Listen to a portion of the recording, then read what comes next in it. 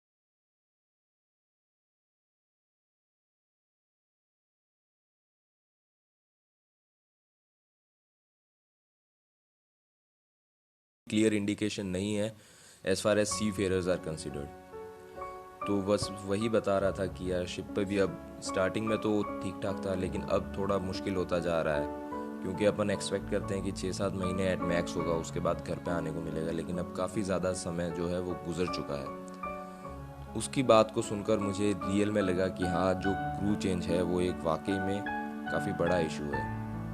और दोस्तों, अगर हम थोड़े दिन पहले देखें तो इंस्टाग्राम पे एक जो लेटर है वो वायरल हुआ था। वो लेटर था एक चीफ ऑफिसर का। चीफ ऑफिसर ने दोस्तों शिप पर ही साइन ऑफ कर लिया था। सॉरी, शिप पर ही साइन ऑफ तो छोड़िए, अपने रेजिग्नेशन लेटर दे दिया था। रेजिग्नेशन लेटर दोस्तों मतलब उन्होंने वाइल ऑन बोर्ड उन्होंने रिज़ाइन कर दिया था उस कंपनी से। और उस लेटर में दोस्तों ये साफ साफ लिखा हुआ था कि इतने महीनों से शिप पर रहने की वजह से उनकी जो मेंटल हेल्थ है उस पर बहुत ज़्यादा अफेक्ट पड़ा है। वो पिछले साल अक्टूबर से शिप पे थे, तो उन्होंने उसमें क्लियरली लिखा है कि इतने महीनों से शिप पे रहने की वजह से उनकी मेंटल हेल्थ पे काफ़ी ज़्यादा अफेक्ट पड़ा है और इस मेंटल कंडीशन के साथ वो काम नहीं कर सकते। तो कंपनी उनकी मजबूरी को समझे और उनके रेजिग्नेशन पे कोई भी सवाल ना उठाए, किसी भी ऑफिस को ना फ़ोन करने को बोले कि आप ऑफिस में फ़ोन करके ये रेजिग्नेशन दे, कुछ भी नहीं। उन्होंने बस रेजिग्नेशन लेटर टाइप किया और उन्होंने कैप्टन को पकड़ा दिया और वो शिप पे ही उन्होंने रिज़ाइन कर लिया। तो दोस्तों, इस तरीके की कंडीशन अब आ चुकी है। स्टार्टिंग में ये सब चीज़ों को ज़्यादा नोटिस नहीं किया जा रहा था मैरीटाइम इंडस्ट्री के द्वारा भी, लेकिन अब ये जो है चीज़ें ये कंसिडरेशन में आ रही हैं। और वहीं अगर देखा जाए कि ऑर्गेनाइजेशंस क्या काम कर रहे हैं, सी फेयरर्स के जो वेलफेयर ऑर्गेनाइजेशन है, तो दोस्तों इतना कुछ खास काम कर नहीं रहे।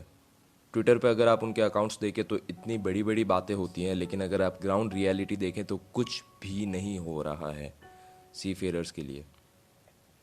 और दोस्तों, गवर्नमेंट को भी हम यहाँ पर मान सकते हैं कि दोषी है, क्योंकि गवर्नमेंट दोस्तों अपने जो सिटीजन्स हैं जो कि दूसरी कंट्रीज़ में रह रहे हैं, हर एक कंट्री से वो फ्लाइट्स के द्वारा अपने सिटीजन्स को इंडिया में बुला रहे हैं।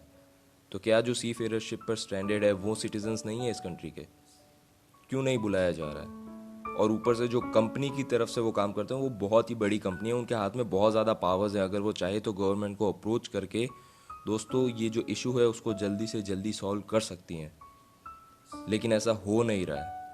तो सवाल दोस्तों हर जगह पर है और इस सवालों का जवाब ही हमें ढूंढना है। और दोस्तों, अगर आपको लगता है कि ये इशू रियल है तो इस इशू को आगे पहुंचाना ज़्यादा ज़रूरी है। तो इस इशू के बारे में बात कीजिए, ज़्यादा से ज़्यादा पोस्ट डालिए, जो सी फेयरर्स के जो वेलफेयर ऑर्गेनाइजेशन है उनसे सवाल कीजिए कि क्या हो रहा है आखिर में। तभी शायद दोस्तों इस सवाल का जवाब निकल पाएगा। अभी के लिए इतना ही। आप सुन रहे थे द मरीन पॉडकास्ट।